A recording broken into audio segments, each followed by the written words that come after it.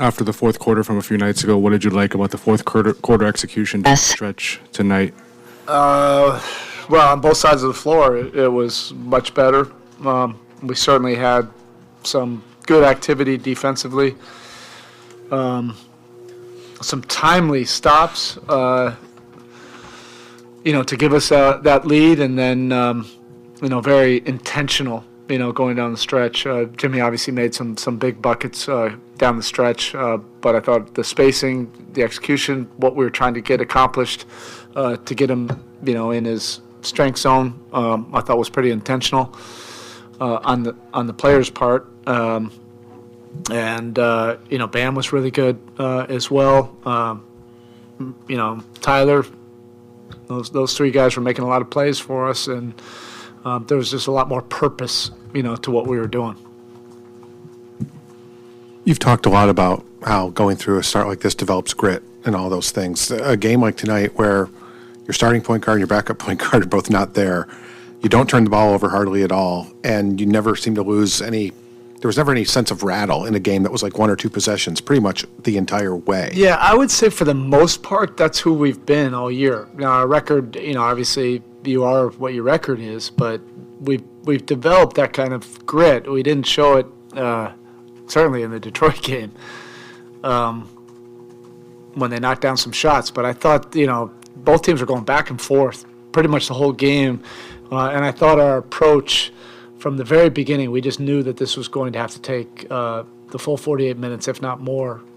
Guys were saying that in the huddles. There wasn't any kind of anxiety. You just knew that it was going to be that kind of competitive game, and that we were going to have to make plays and stack play after play after play, and also withstand some runs on their part, which they did. I mean, Paul George just seems like whenever he gets the ball, when they need a bucket, he can get a shot off.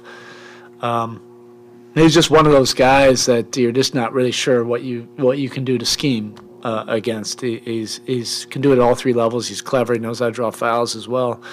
But I think we got the key stops when we needed to, and we showed that kind of mental toughness and stability just to find a way to grind it out, in those last 3 minutes.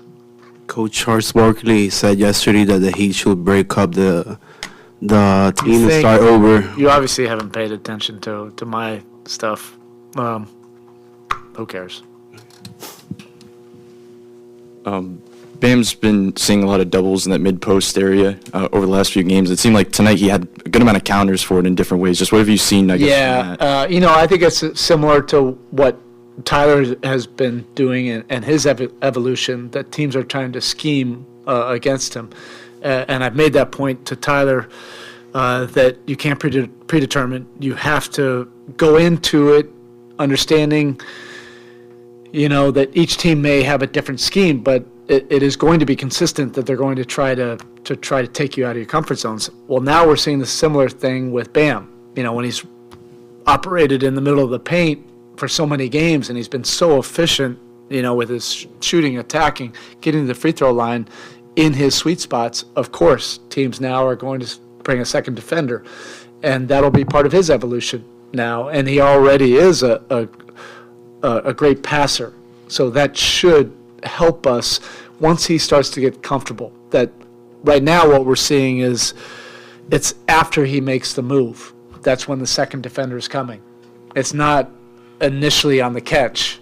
It's when he goes into his move, then he can expect another defender. Well, then now he can kind of go back to his playmaking mode in those areas without taking a step back in terms of his assertiveness, aggressiveness. And that's that balance that, young stars, have to figure out, and he will. It's a compliment. It's a big-time compliment. It's a sign of respect that both of those guys have been given, that you start to try to scheme and X and O against them. A lot of times a matter of staying afloat till the finish. What Caleb provided you with that three-point shooting when a lot others weren't falling, how important was his burst, was his skirmish? And in the second half.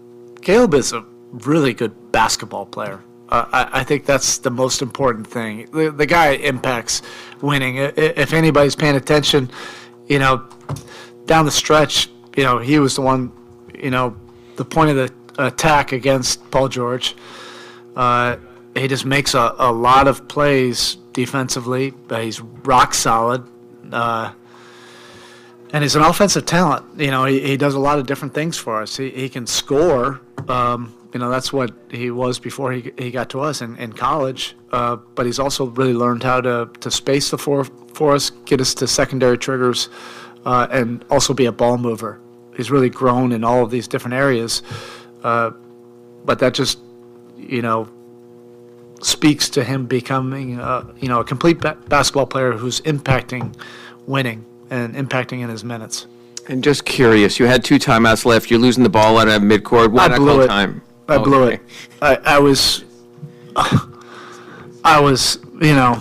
don't know. I cannot believe I didn't call it. Once he pivoted and turned and the trap was on, I was there and I couldn't get it out. No, I can't believe I didn't. It's not available against every team like it was tonight, but for this group, as far as late game offense goes, is not just Jimmy, but Jimmy, Tyler, and Bam hunting mismatches, kind of the most coherent version of the late game offense. League wide, right? It's pretty much league wide. You're not going to be running flex, in the last 6 minutes, or motion offense from the old Indiana Hoosiers. You're going to get the ball to your best player's hands. But you have to be purposeful in this league, because there's a lot of different schemes you can do to burn clock.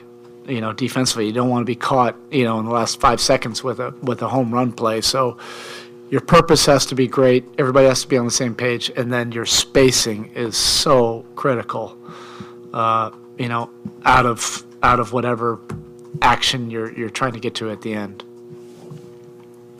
11 steals for you guys tonight. Was that something that you thought could be there coming in, or was that just a result of I don't know. What happened? That's something we emphasize constantly. It's a barometer for our success. Not necessarily the steals, but the activity, deflections, speeding teams up, getting them out of their normal comfort zones.